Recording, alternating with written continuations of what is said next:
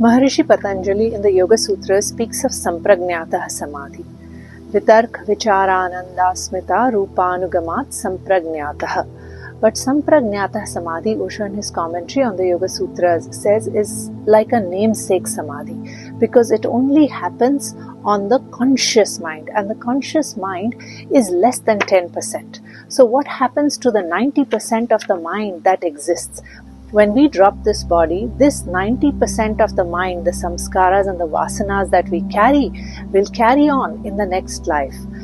If we want liberation, we need to break the samskaras, the vasanas that exist in the unconscious layer of our being.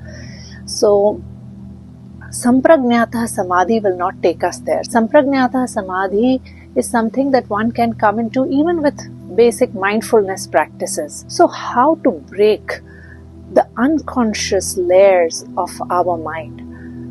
For that, a Samprajnatah Samadhi is necessary. This is the same as Nirvikalpa Samadhi, and Maharishi Patanjali in the Yoga Sutras gives several stages of Samadhi to come into the final Nirvichar Nirbeeja Samadhi, which is the seedless Samadhi, where all desires have dissolved and there are no vasanas left. Then one becomes liberated and will not be reborn. But to reach that, we need to tap into the unconscious layers of our mind. And for that, simple mindfulness practices don't really work because they only stay with the conscious layer of the mind. So to tap into the unconscious mind cannot happen by thinking, because thinking is connected to the conscious mind. We need to do something different to enter into the unconscious layers of our existence. So to tap into this, energy practices are very potent.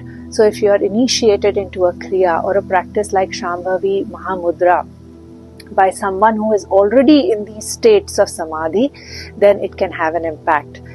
Is Sadhguru in such a state of samadhi? Is he in a state where he can give us a practice and we can also hope to come into states of Asamprajnatah Samadhi? In my experience, yes. I have been in Sadhguru's presence and I have been initiated by him into practices, and yes, I feel a certain power in his presence. If you'd like to know more about him, you can read this book called Sadhguru More Than a Life by Arundhati Subramaniam. It is a biography on Sadhguru. The process of Shambhavi initiation that happens is a step towards Asamprajnatah Samadhi. Let's listen to how Sadhguru explains the functioning of these energy-based practices. Karma means action. The body is in karma, in a state of karma, is in state of action. Mind is in a state of its own karma. The emotion is in a state of its own karma. The very life energies are in a state of its own karma.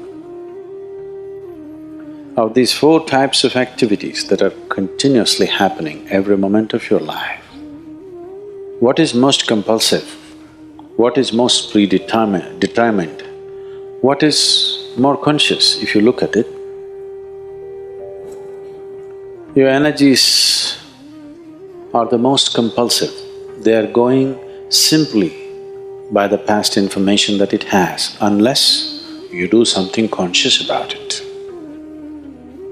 That is why the most significant aspect of yoga is always to perform energy action, which we are calling as kriya.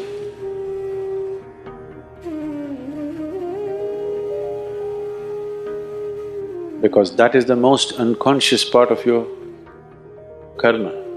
This is the reason why the initiation processes are always energy-based, because we want to imprint something else on it.